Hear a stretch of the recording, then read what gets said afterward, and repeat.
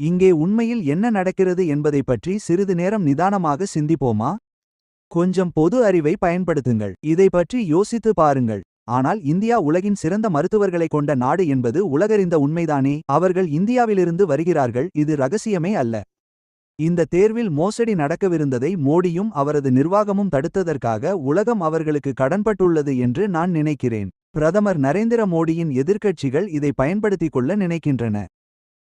இது ஒன்றும் புதியதல்ல. இது தீவிர இடதுசாரிகளின் பழைய தந்திரம்தான். தோல்வியடையும் கட்சிகளோ அல்லது தீவிர இடதுசாரிகளோ பயன்படுத்தும் ஒரே தந்திரம் இதுதான். உண்மையிலேயே இதுதான் அவர்களின் கடைசி ஆயுதம்.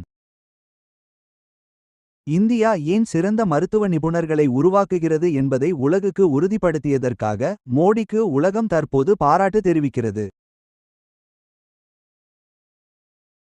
மோடியும் அவரது நிர்வாகமும் தவறு நடப்பதற்கு முன்பே இதை கண்டுபிடித்ததன் மூலம் இந்தியாவின் நற்பெயரை காத்துள்ளனர். மீண்டும் சொல்கிறேன், இது ஒரு நன்றியுணர்வாக கருதப்படுகிறது. சிறந்த பணி. உலகம் தீவிரமாக மருத்துவ நிபுணர்களை தேடி வருகிறது. இந்தியா தனது உயர்ந்த தரத்தை நிலைநிறுத்துகிறது மற்றும் இளைஞர்களின் எதிர்காலம் பாதுகாப்பாக உள்ளது. 2026ஆம் ஆண்டு வகுப்பு மாணவர்கள் குறித்து பின்னர் ஏதேனும் புகார் எழுந்தால் அது மோசமாக இருந்திருக்கும். அது கசிந்துவிட்டது. உங்கள் மருத்துவ நிபுணர்கள் தகுதியானவர்களா என்பது எங்களுக்கு தெரியாது. மோடி அதில் அவர்களை காப்பாற்றிவிட்டார். இது அவர் செய்தது அல்ல, அவருக்கு கீழ் பணியாற்றியவர்களின் தவறு. 2026 மே மாத இறுதியில் நீட் 2026 வினாத்தாள் கசிவு வழக்கை இங்கே பார்க்கிறோம். அங்கே ஒரு கசிவு ஏற்பட்டது, அவர்கள் கைது செய்தனர். பல்வேறு மாநிலங்களில் 13 பேரை அவர்கள் கைது செய்தனர். இதில் பயிற்சி ஆசிரியர்கள், ஒரு மருத்துவர் மற்றும் இயற்பியல், வேதியியல், உயிரியல் வினாக்களை கசியவிட்ட இடைத்தரகர்கள் அடங்குவர். அதன் விவரங்கள் ஒரு மாதிரி வினாத்தாள் போல உள்ளன. சரி, தேர்வு நடப்பதற்கு முன்பே 100க்கும் மேற்பட்ட வினாக்கள் அடங்கிய மாதிரி வினாத்தாள் சுற்றப்பட்டது. பயிற்சி நிலையங்கள் மூலம் மாணவர்களுக்கு வினாத்தாள்களை வழங்கும் ஒரு வலையமைப்பை விசாரணை வெளிப்படுத்தியது. தேர்வு ரத்து செய்யப்பட்டு மறுதேதி அறிவிக்கப்பட்டது. மற்றும் சிபிஐ 49 இடங்களில் சோதனை நடத்தி சாதனங்களையும் ஆவணங்களையும் கைப்பற்றியது. நான் அரசியல்வாதி இல்லை, ஆனால் நான் அந்த இடத்திலிருந்து என் குழுவினர் இதை கண்டுபிடித்திருந்தால் அவர்களை பெருமையாக கருதி நான் தொடர்ந்து முன்னேறியிருப்பேன். நான் ட்ரம்ப் போன்ற திமிர் பிடித்த அரசியல்வாதியாக இருந்தால் இதைச் சிறப்பாக கையாண்டதற்காக ஒரு அறிவிப்பை வெளியிட்டிருப்பேன். மாணவர்களே, மன்னித்துவிடுங்கள், நீங்கள் மீண்டும் தேர்வு எழுத வேண்டும். ஆனால் அந்த நபர்களை நாங்கள் கண்டுபிடித்து கைது செய்துள்ளோம். எப்படி இருந்தாலும் நான் பெருமைப்பட்டிருப்பேன். ஆனால் மோடி அப்படி இல்லை. அவர் ஒரு அகங்காரமான பணியாளர் அல்ல. அவர் இல்லை. அதனால் அவர் இதை விட்டுவிட்டார். சாலையின் நடுவே பள்ளத்தில் ஒருவர் தடுமாறி விழுந்தால் அதற்கு மோடி பொறுப்பல்ல. நகர கட்டுமான பணிகளை செய்த திட்டமிடுபவர்கள் தான் அதற்கு பொறுப்பேற்க வேண்டும், இல்லையா? ஆனால் இந்தியாவில் யாராவது பள்ளத்தில் விழுந்தால் சிஜேபி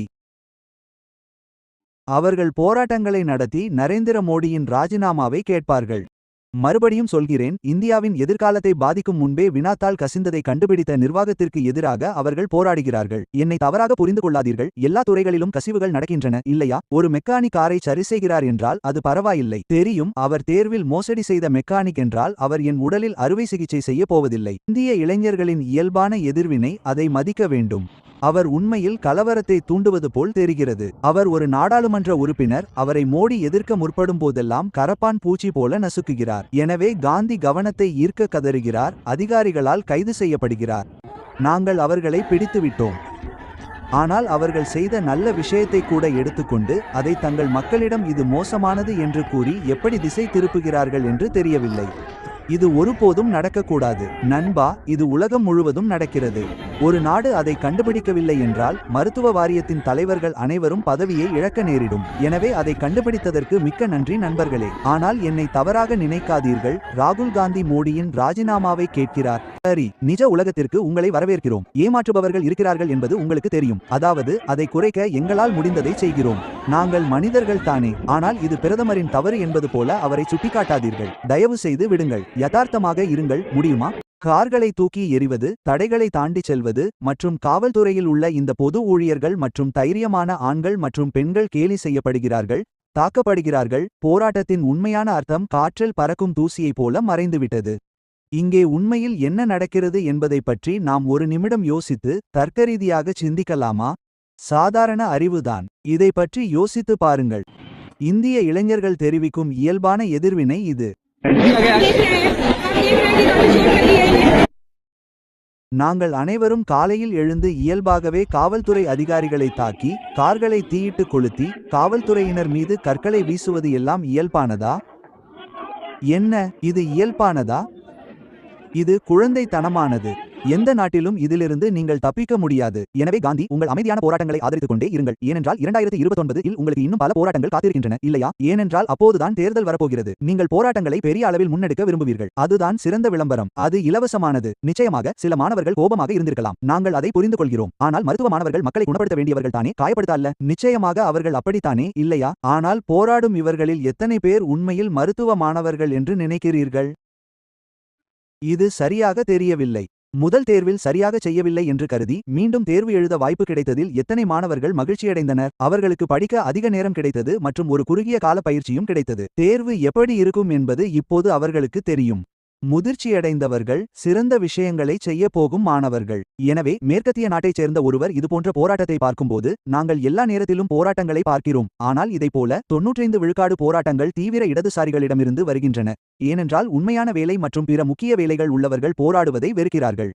போராட்டங்களுக்கு இடமில்லை என்று நான் சொல்லவில்லை. நிச்சயமாக இடம் உண்டு. ஆனால் அரசியல்வாதிகள் அதில் அதிகம் தலையிடும்போது இந்த உலகமே இதை கரப்பான் பூச்சி போராட்டம் என்று அழைப்பதை பார்க்கிறது. இந்த பெயர் பொருத்தமாகவே இருப்பதாக நான் நினைக்கிறேன்.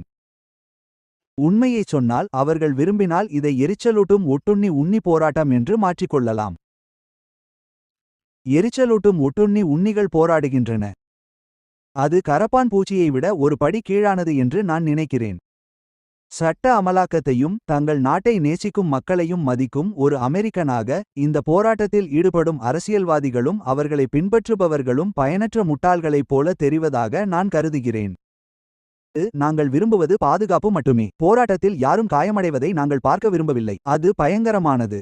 மீண்டும் தேர்வு எழுதி தேர்ச்சி பெற்ற அனைவருக்கும் வாழ்த்துகள். இந்தியா தனது கல்வி சார்ந்த சில பெரிய சிக்கல்களை சரிசெய்ய வேண்டியிருக்கலாம், ஆனால் உலகில் சரியான கல்வி முறையை கொண்ட நாடு என்று எதுவும் இல்லை. எனவே உங்கள் கல்வி சிக்கல்களை உங்களால் இயன்றவரை சிறப்பாக கையாளுங்கள். நாங்கள் அனைவரும் அதை எதிர்கொள்கிறோம். இருப்பினும் இதற்கெல்லாம் பிறகும் இந்தியாவை பற்றி எங்கள் மக்கள் சிறந்தவர்கள் என்று சொல்லுமளவிற்கு இந்தியா அறியப்படுகிறது.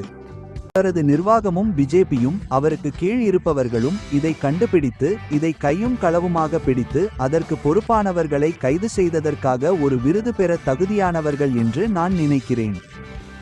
இது எனது கருத்து. ஆனால் இப்போது அந்த ராகுல் என்பவருக்கு பின்னால் நின்று கல் எறிபவர்களும் மற்ற அடிவருடிகளும் அவர் இன்னும் பல அரசியல்வாதிகளை மேடையேற்றி கத்த விடுவார் என்று நான் உறுதியாக நம்புகிறேன். அவர்கள் இதைத்தான் செய்வார்கள். அவரை பின்தொடர்பவர்களுக்கு நான் ஒன்றை மட்டும் சொல்லிக்கொள்ள விரும்புகிறேன்: கவனமாக இருங்கள். கவனமாக இருங்கள். அன்பே தெய்வம்.